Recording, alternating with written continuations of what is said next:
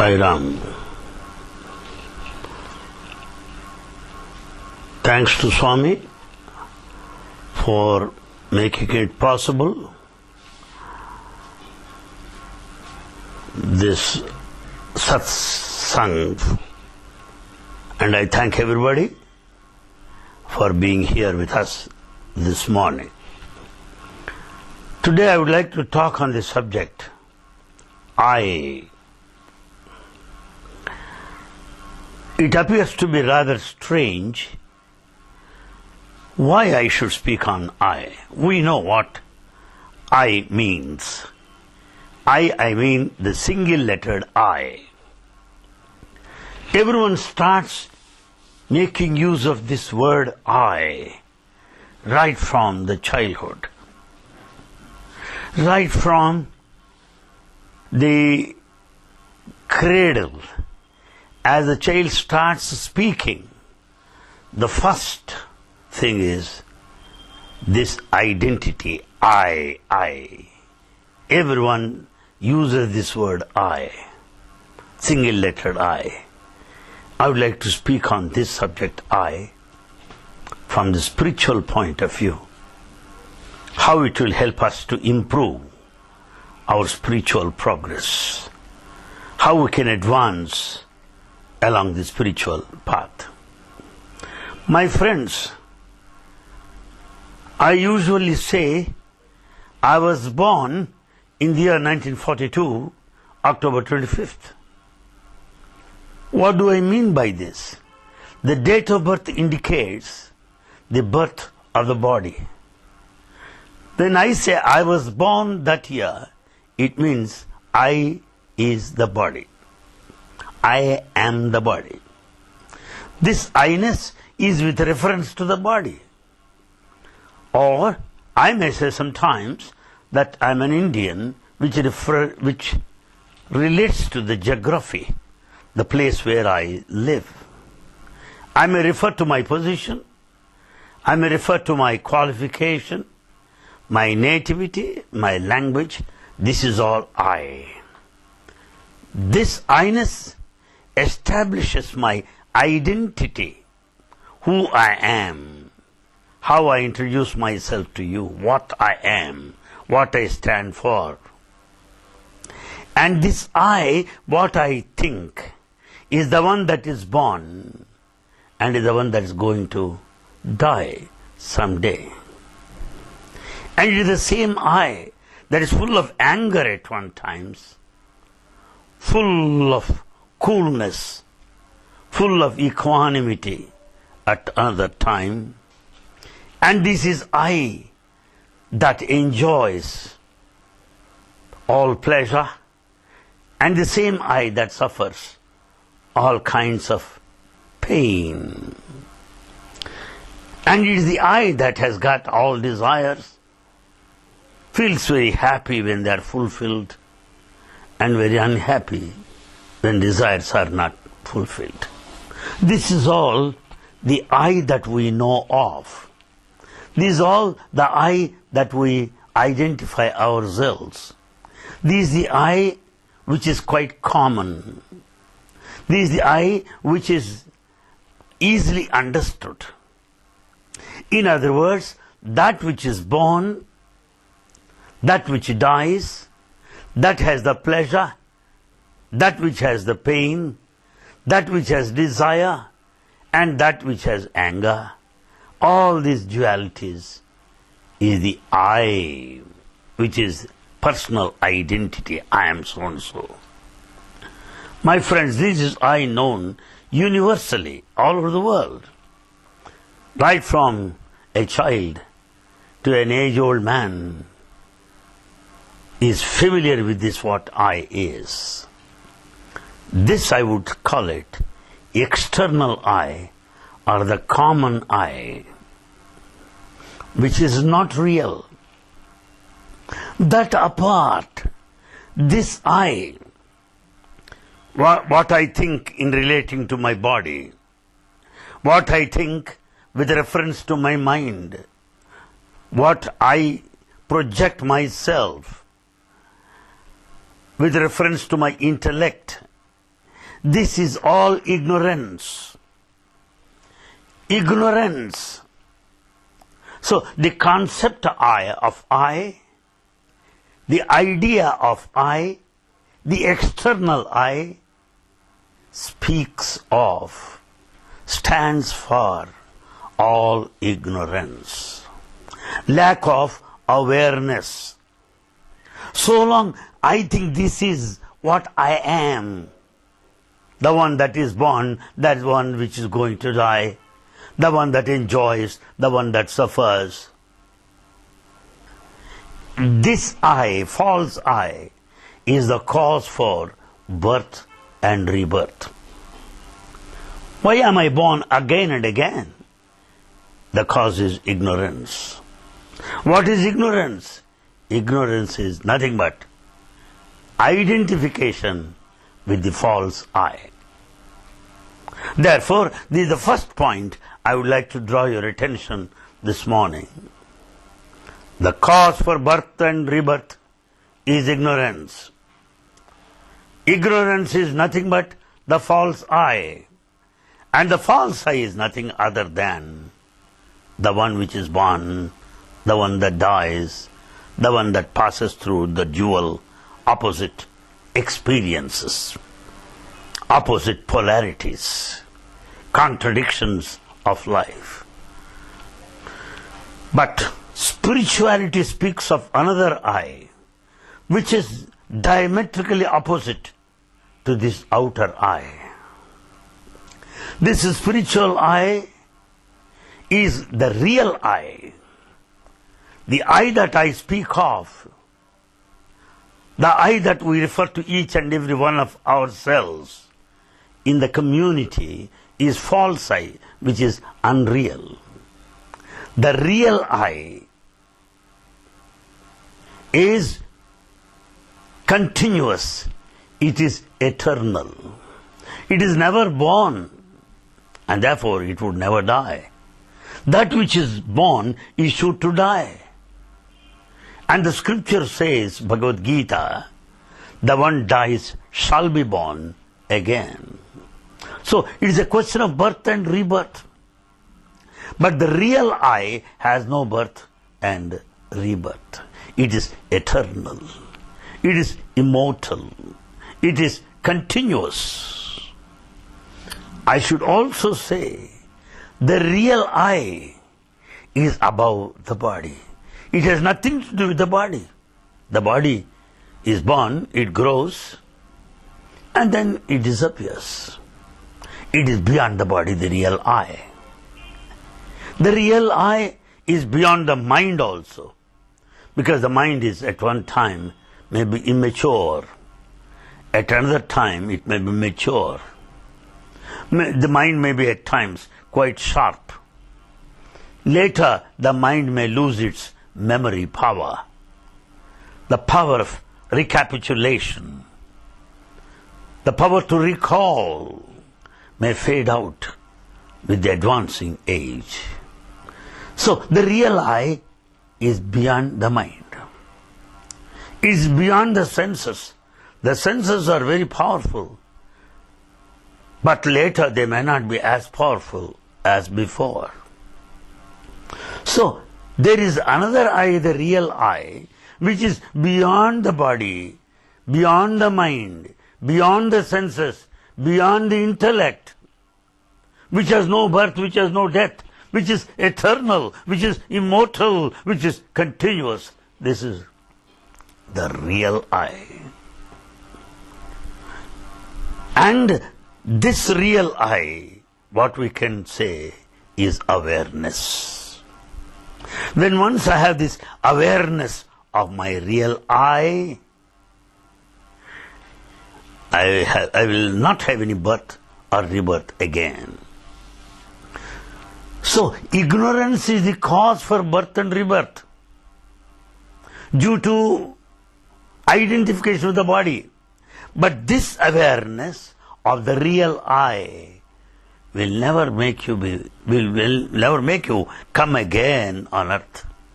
You don't have to be born again.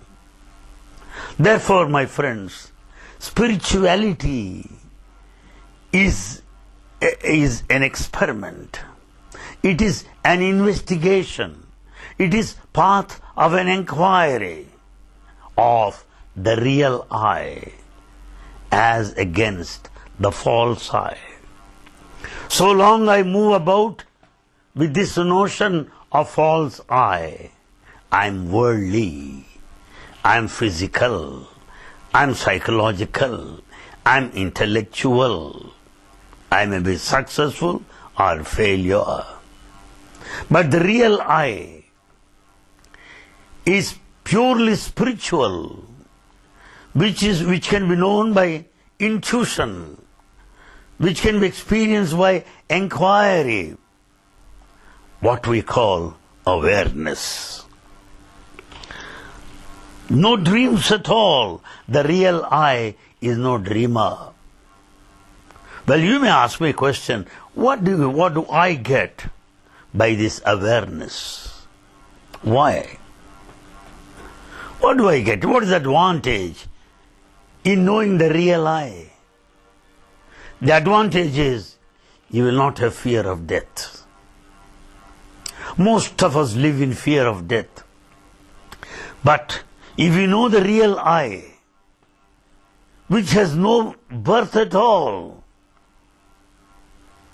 that which is not going to die, that which is continuous like a stream, you will never fear.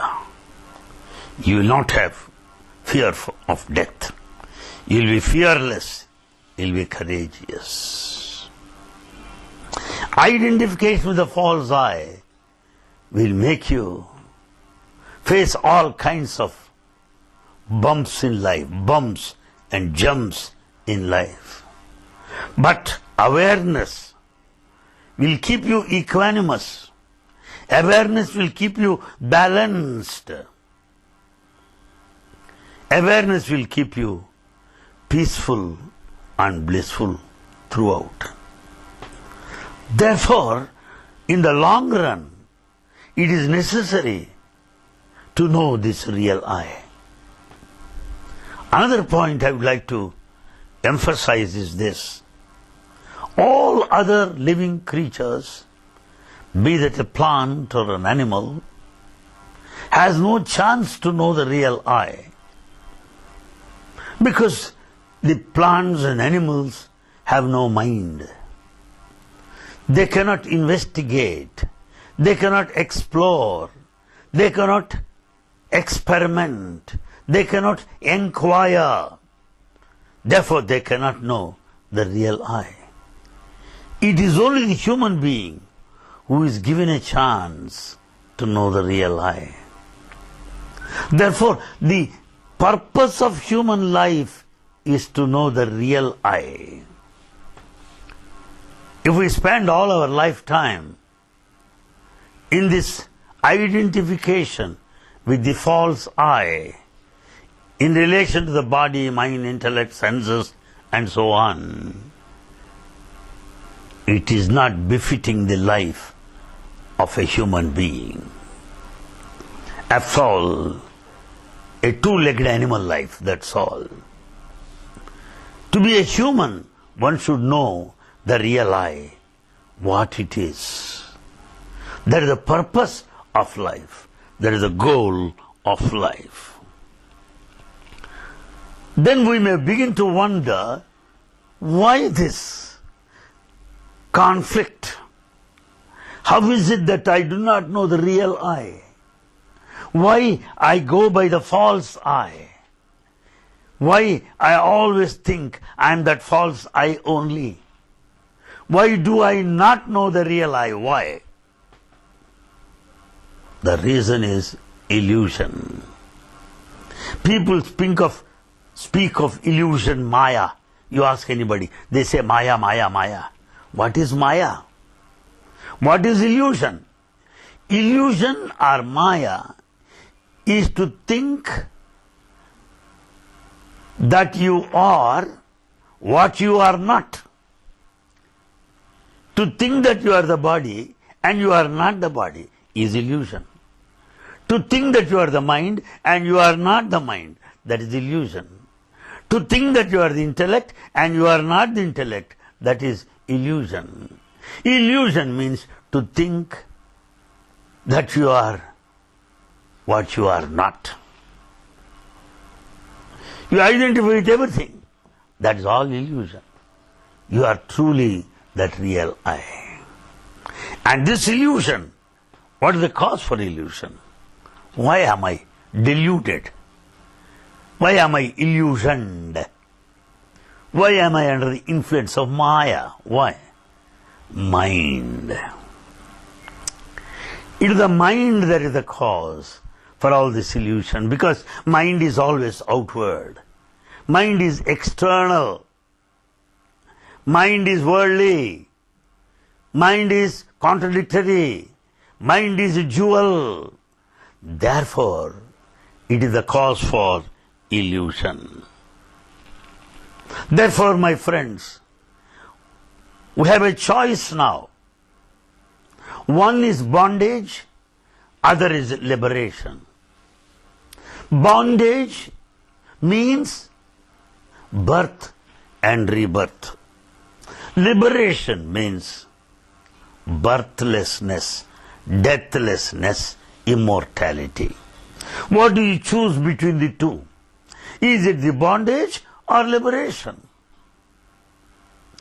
If you leave this world with awareness of the real I, it is liberation. You don't have to be born again.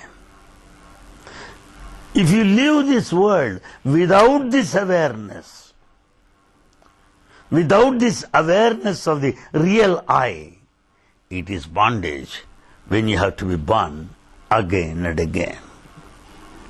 It is something like a student who has to appear for examinations again and again until he passes the examination. If he fails, he must appear again. If he fails, reappear.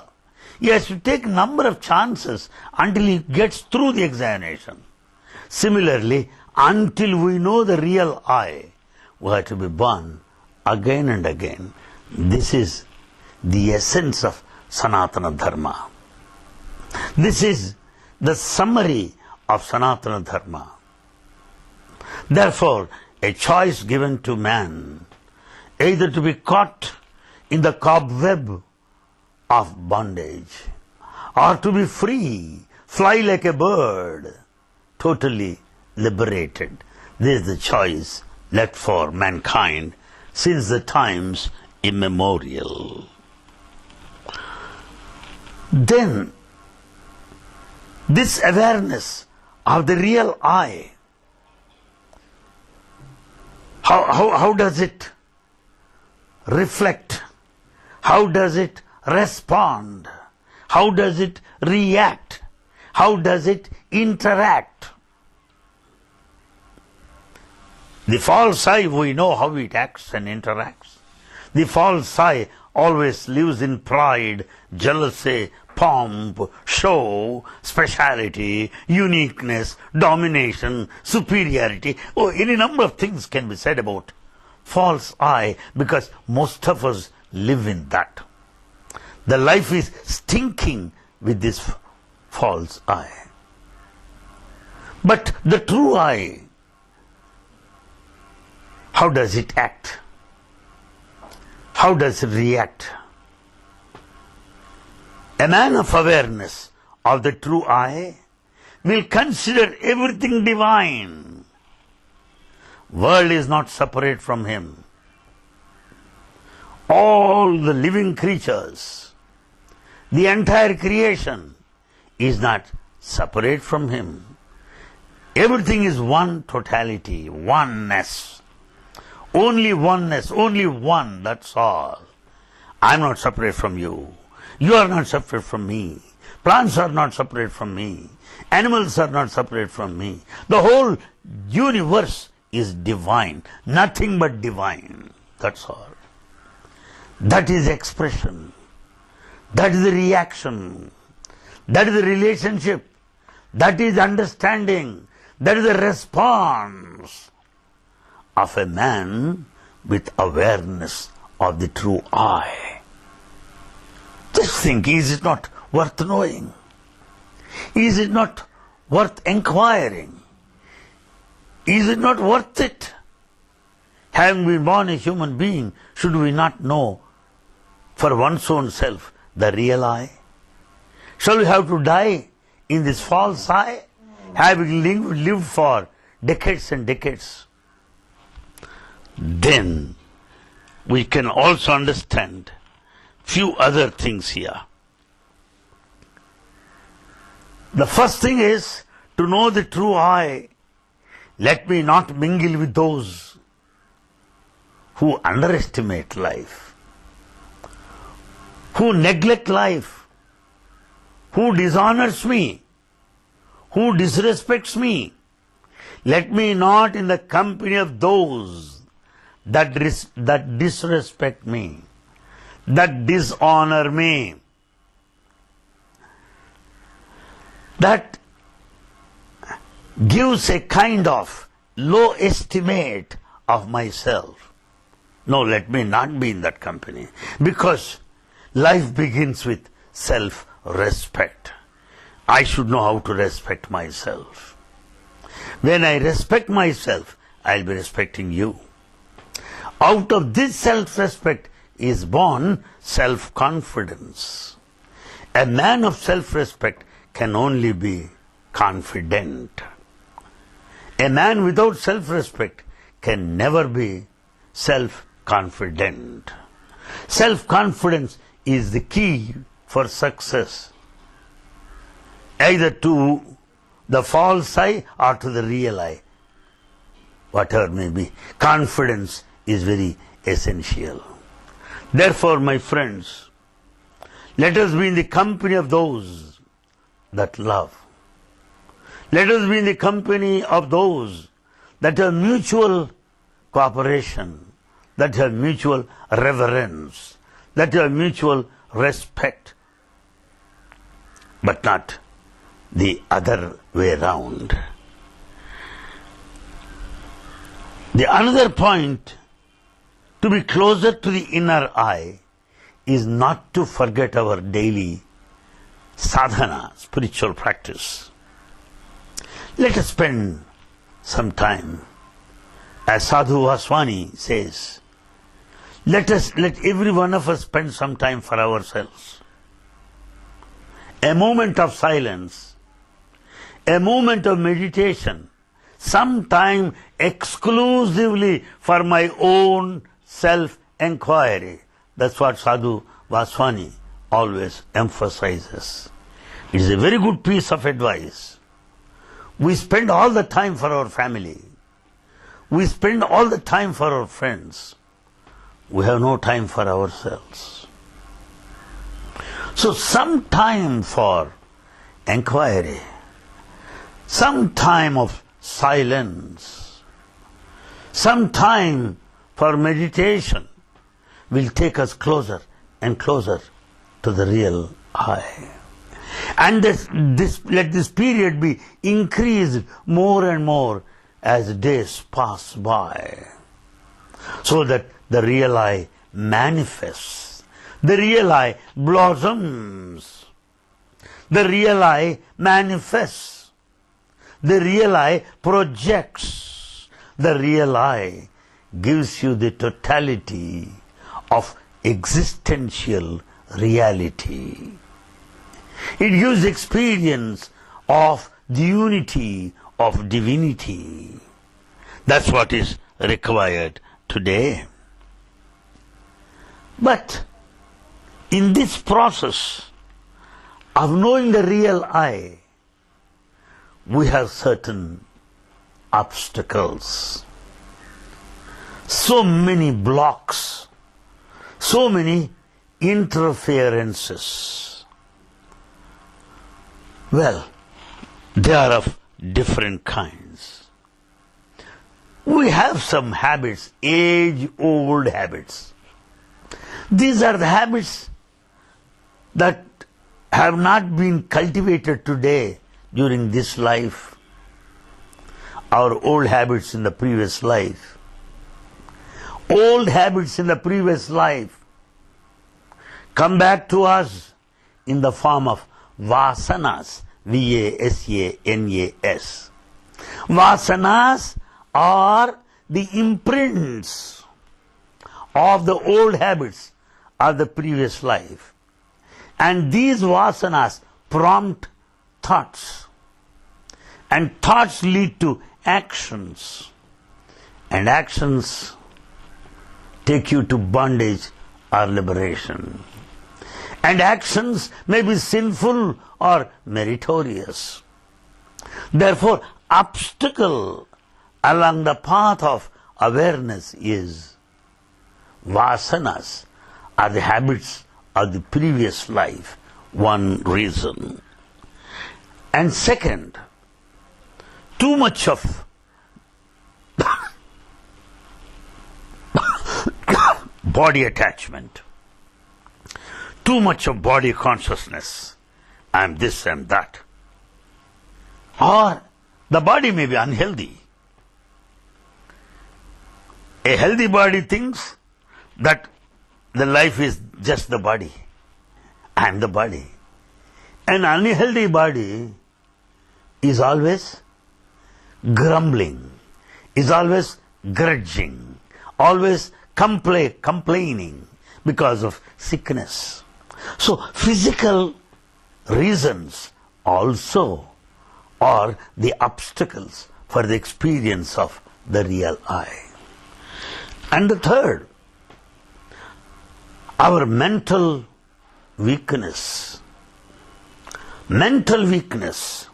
Because most of us live in the mind, live with the mind. Most of us are off the mind. When you are off the mind, when you are in the mind, function through the mind, it becomes a very big obstacle. Therefore, habits, physical obstacles, mental or psychological obstacles come on our way to the experience of the real I, or the awareness of the real I.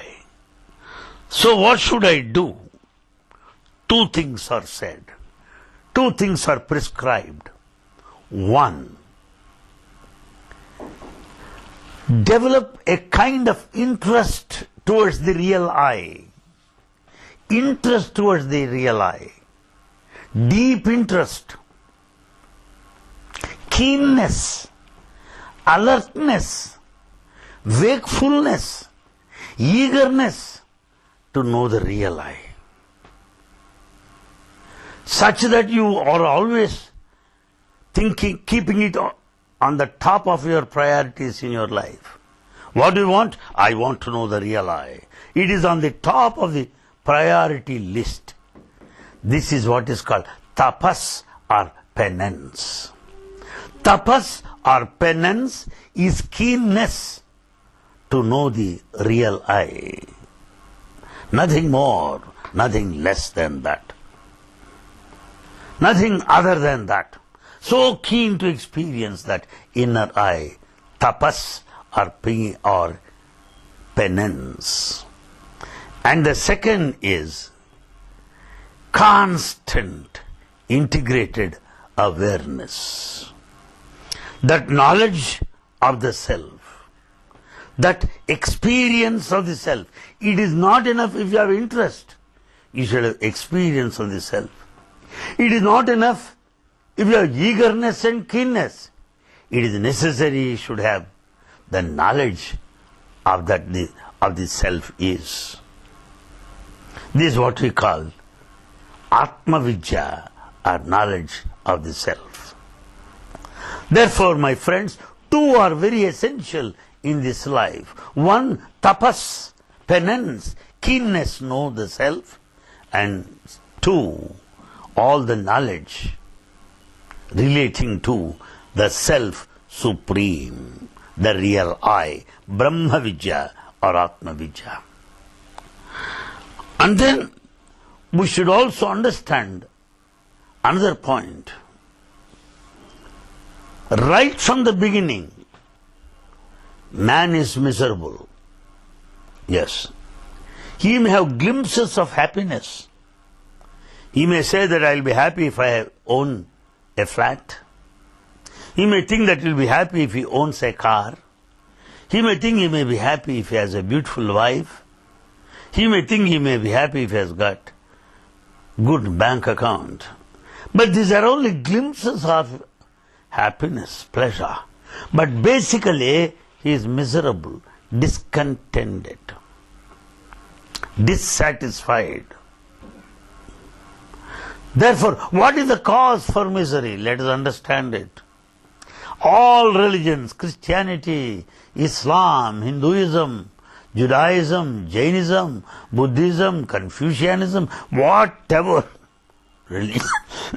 religion it is, whatever school of philosophy it is, it comes forward with a solution for a common problem, which is misery.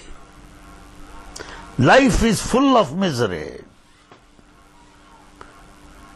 Please understand, I do not mean that we are not happy. I only mean we have glimpses of pleasure, glimpses of happiness, but not continued state of bliss, but not eternal happiness. No, only glimpses. What is the cause for this misery? Why? We do that and this. Some people say, go to the temple, you will get out of misery. Good. Most of the people that go to the temple are more miserable than those that do not go to the temple. Some people say, you do that, you fast. By fasting, you don't get out of misery. So all these suggestions to get out of the misery will not help us to come out of misery. No. I'm more than sure about it. Why? The cause of misery is within you. They give solutions which are outside. The solutions are outside while the problem is inside. Problem of misery is deep within. The solutions suggested are only outer or external. How do you expect external, outer solution to solve the problem of misery which is within? Therefore, my friends, we have to understand clearly the cause for misery is within me and it's not outside. It is within me. All right? You may know the cause is within me. And when once you know the cause is within you, how do you react to different situations in life? When you are fortunate enough, when you are lucky, when your times are favorable, you will be very thankful to God. God, you have given me this. I am happy. You will be grateful to God. When you are unlucky, when you are unfortunate, when things are denied to you, when everything turns negative in life, you will feel, oh God, you have taken away from me which you have given. I am rich, yes, good. I lost all my property. Good, equally good. Because all the property is yours. And that property you have taken back. So all that I have is taken away. Because it belongs to you, it's not mine. I have position, you have blessed me with my position. Tomorrow I may not be in position. Meaning, you have taken away my position. I don't need to worry about it. Therefore, if I know the cause for misery is within myself, I am not frustrated. I am not egoistic. I will be respectful, grateful to God always. Even in times of heavy loss, oh God, you have some purpose in this. You have got some purpose. And you have taken away what you have given me. That will be the attitude of a person who knows that the cause for misery is within himself. And it's also said in Sanatana Dharma, whatever sadhana you may do, spiritual practice, whatever you may do, with this false I, it will never take you to the destination. It will never take you to the goal. It is only constant struggle. Simple example, how do you find a black cat in a dark night which is non-existent? There is no cat at all, first of all. And you think it is a black cat, and you are in search of it in a dark night. So, being in search of a non-existent black cat in a dark night is madness. First of all, there is no cat. Therefore, my friends, let us understand this. That what suffers, that what is miserable is the false I, but not the true I. I cry.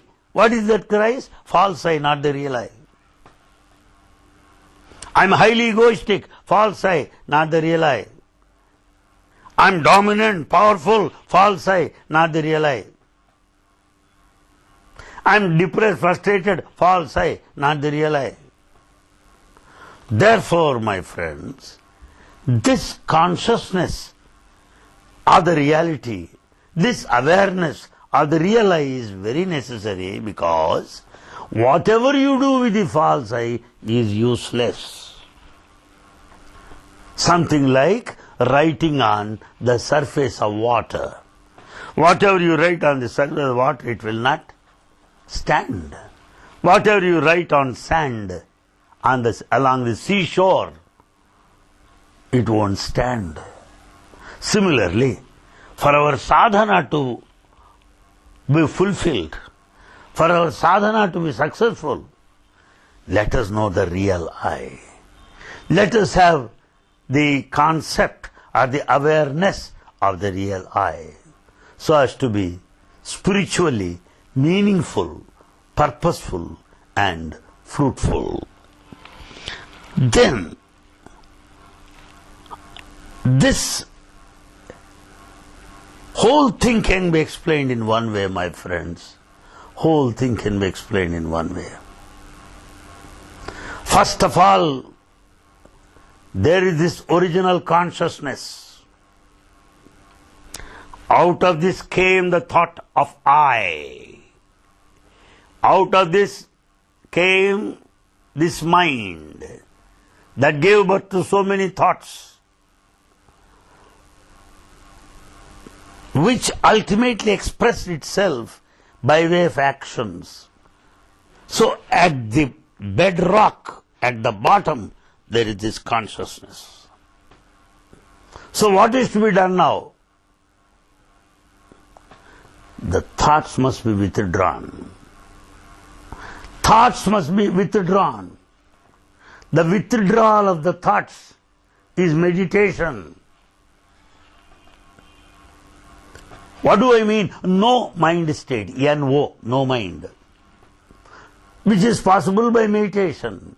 So see that you are thoughtless, that mind is passive, meaning that I-ness is gone, the false I is gone. And this I is totally gets immersed, totally sunk, totally drowned in that consciousness. The false I gets drowned in the real I. Therefore, the false I should get deeply sunk, or it should sink into the consciousness, what Ramana Maharshi calls it as awareness, consciousness. So, false I should be withdrawn. It should sink into the heart, spiritual heart I mean, which is possible by withdrawal of the mind.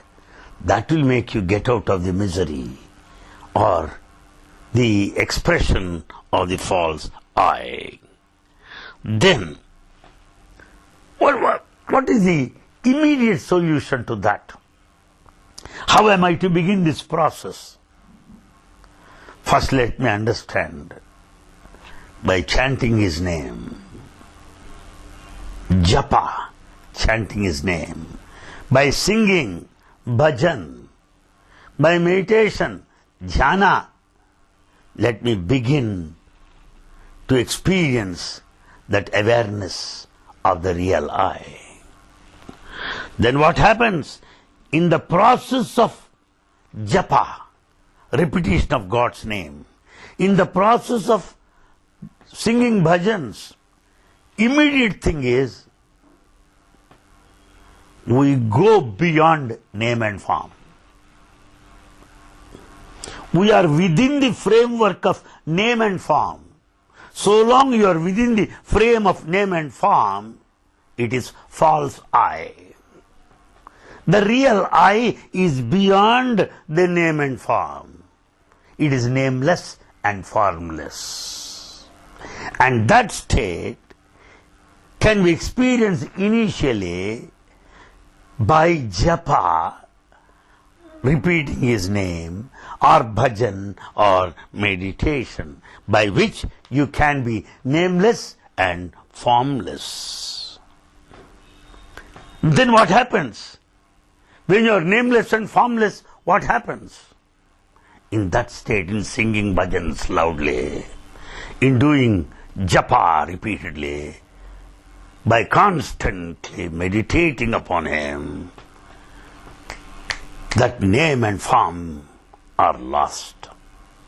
When the name and form are lost, the mind becomes diluted.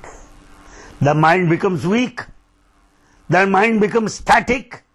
The mind becomes passive, inert, dull, thoughtless. That is the experience of awareness of the real I. The experience of the real I is the state of nameless formlessness, withdrawal of the mind, thoughtlessness. That these are the things that we as spiritual seekers have got to understand. Here is a caution, my friends. Baba has been telling recently in many of his discourses, so long you attach yourself to a name and a form, you will never know the reality. You will never know the reality. You should go beyond the name and form. Then only you can experience the reality. Then only you will know what the real I is, as Baba said. Here there are 2 points which I would like to draw your attention. once again. My friends, let me remind you that we are all chosen by God, that we are all chosen by Baba. You have not chosen Baba. Let me be very clear about it. You have not chosen him. He has chosen you. So, what is the difference between the choice exercised by you or Baba choosing you? What is the difference? The difference is this, my friends. When Guru, Sadguru, chooses you, he will not leave you until you reach your goal. No. He will see to it that you will reach your goal. He will see to it that you will be successful. It is like a mother carrying the child in her arms. Mother carrying the child in her arms. Similarly, when Guru chooses you, he will carry you to success, to fulfillment. That's what it is. On the other hand, if you choose a Guru, if you choose your Guru, it is your responsibility and not his responsibility. It is like a child walking, catching the hand of the mother. Mother has 2 kids now. She carries one child in her arm and she is guiding another child, catching hold of his hand. Other child may leave the hand of the mother and may fall. It is equal to a disciple choosing a Guru. While the other child, carried by the mother in her arms, is like Sadguru choosing a disciple, so that your safety and success are guaranteed. But let us always be alert. Something like a watchdog. The watchdog will not allow anybody to get into the house. It will allow only the owner to get into the house. It will allow those known to that dog, not everyone. Let our mind be a watchdog. Let it know the mistakes of life. Let it identify the weaknesses of life. Let it smell the pitfalls of life so that they are slowly and slowly dropped. We do have vasanas, as I was telling you a moment ago. Vasanas are the evil tendencies, traits, or the habits of the past life. Here in this life, we should wash out all those vasanas, so that there will be no trace of the past life at all. Vasana kshaya, meaning there will be no trace of anything of the past life, completely washed away. That's what we have to do, which is possible when the mind acts as a watchdog, not as a slave. Then what happens? Life is a matter of pleasure. Life is a matter of experience. Life is blissful. When the real I is experienced, what happens? You are fearless. Simple example. A man owns a car, he drives and stops his car near a mall or shopping complex. He will get down out of his car, do some shopping, that's all. When he gets down from his car, he won't cry, because car is different from him. He is in the car, he is driving in the car. At the shopping complex or the mall, he gets down there, comes out of the car. That's all. car is the body. I is the real self. So it is in this car and it may get out of this car. I don't have any fear of death because I get down out of this car, the body. I am in the car during the travel. I get down, come out of the car at the destination. Therefore, to be fearless, one should know that body is the car and the real I is the owner. But if you think you are the car, it is the false I. That is the trouble. You get down, but not your car. You say my car and you are not the car. Therefore, to be fearless, the fear of death is totally gone when once we know the awareness of the true I. Therefore, all sadhana is an effort to go within. All our spiritual quest, all our spiritual inquiry is to go within. Distance ourselves from the false I, being closer and closer to the reality, the real I, to be blissful, non-dual, spiritual. That is the purpose of human life and spirituality. May God bless you. Sai Ram. Om Asato Ma Sagamaya Tamaso Ma Jyotirgamaya Mrutyorma Amrutangamaya. Om